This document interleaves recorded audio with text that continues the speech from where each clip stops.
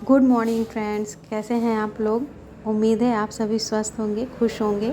और सुबह सुबह हम आज लखीमपुर पहुंच गए हैं। आज है 13 तारीख और मेरा स्कूल खुलना था 16 से, तो हम वापस आ गए हैं।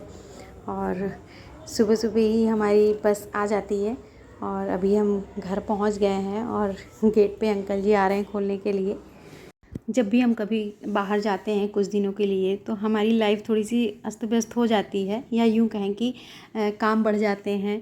और देखिए, घर आके हमें घर की सफाई भी करनी होती है, जो सामान हम लाते हैं साथ उसे भी मैनेज करना, तो थोड़ा सा टाइम तो लग जाता है। लेकिन थोड़ा सा ब्रेक लेना ज़रूरी होता है।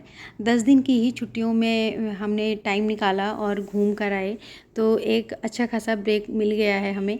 अब हम फिर से वापस अपनी उसी रूटीन में स्टार्ट करेंगे चीज़ों को करना, चाहे वो पढ़ाई हो, स्कूल फिर से स्टार्ट हो जाएगा, स्कूल जाना। तो हाँ, लगता है कि हाँ, थोड़ा सा फ्रेश होके आ गए हैं हम। और 10 दिन के बाद जब मैंने अपनी बालकनी खोली तो पौधे, उम्मीद नहीं थी कि बचे रहेंगे, क्योंकि धूप भी और गर्मी भी इतनी ज़्यादा है। लेकिन हाँ, पौधे ऐसे थे कि पानी डालने पे वापस बच गए हैं।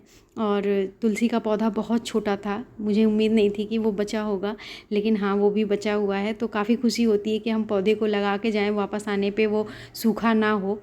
तो काफ़ी अच्छा लगा मुझे देख के। और अभी मैं फ्रेशन अप होके आ गई हूँ। सुबह सुबह पहुँचो तो फिर काम को करने में थोड़ा सा थकान तो होती ही है, लेकिन करना तो है ही है।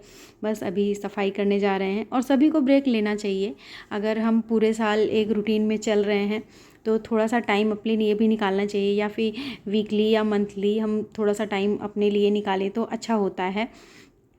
क्योंकि अगर हम पढ़ाई कर रहे हैं, एक ही वे में हम चले जा रहे हैं, हमारा रूटीन चेंज नहीं हो रहा है, फिर हमारा मन उतना नहीं लग पाता है। अगर हम थोड़ा सा घूम कर आते हैं या फैमिली के साथ बात कर लेते हैं तो एक अच्छी फीलिंग आती है और चीज़ों को करने में मन भी लगता है। और अभी मैंने घर की साफ़ सफाई कर ली है और चलते हैं भगवान जी की तरफ, उनकी भी थोड़ी सी साफ़ सफाई और सेवा हो जाए।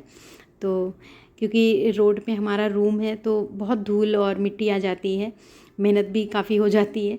लेकिन कोई नहीं, अगर हम कुछ दिन बाद आते हैं तो सफाई तो करनी ही होती है। और अभी मैं पूजा कर रही हूँ भगवान जी की। पूजा करने के बाद मुझे आगे का काम भी करना होगा और 1-2 दिन थकान रहेगी, चीज़ों को सेटअप करने में थोड़ा सा टाइम लगेगा। लेकिन हाँ, फिर वापस मैं अपनी रूटीन पे आऊँगी। और अभी बच्चों के स्कूल बंद हैं, मेरे खुले हुए हैं और मैंने चाय बना लिया है। चाय पीते पीते थोड़ा सा रेस्ट भी हो जाएगा।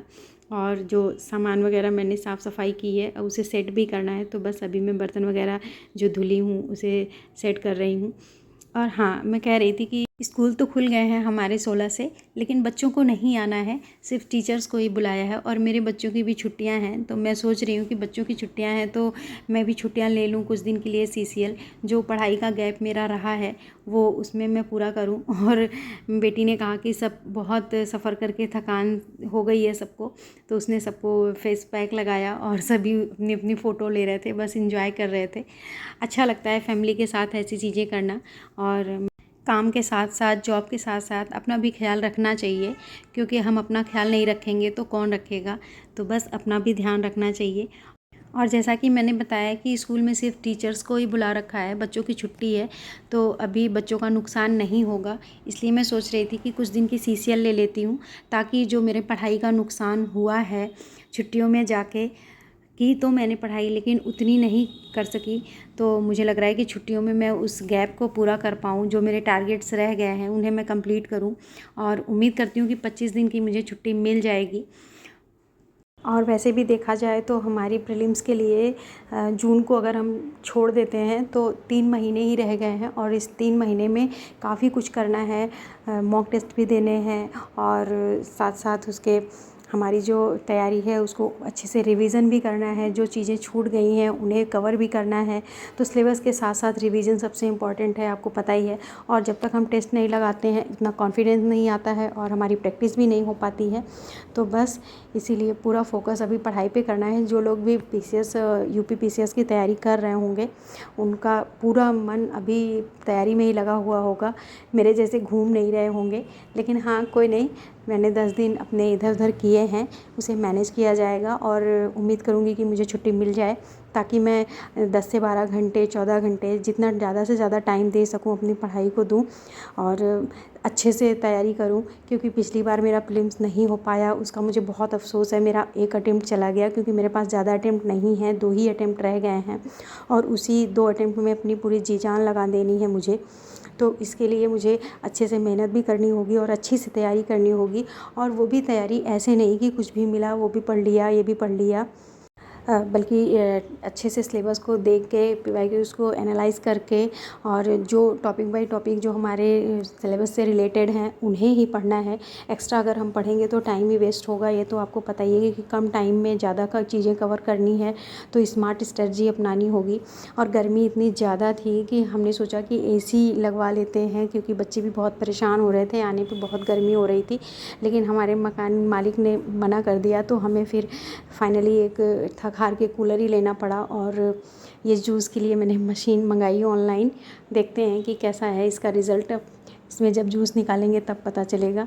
और बाकी सारी चीज़ें तो ऐसी चलती ही रहती हैं हमारी लाइफ में। मेन इम्पॉर्टेंट है जो हमारा तैयारी है, जो हमारी प्रिपरेशन होनी है उस पर पूरा फोकस देना। और आप लोगों की कैसी तैयारी चल रही है? सबकी अच्छी ही चल रही होगी, जहाँ तक मुझे लगता है कि आप लोग मेरे जैसे नहीं टाइम वेस्ट कर रहे होंगे और अच्छे से पढ़ रहे होंगे। और इसी के साथ वीडियो का एंड करते हैं। Bye bye, take care and thank you.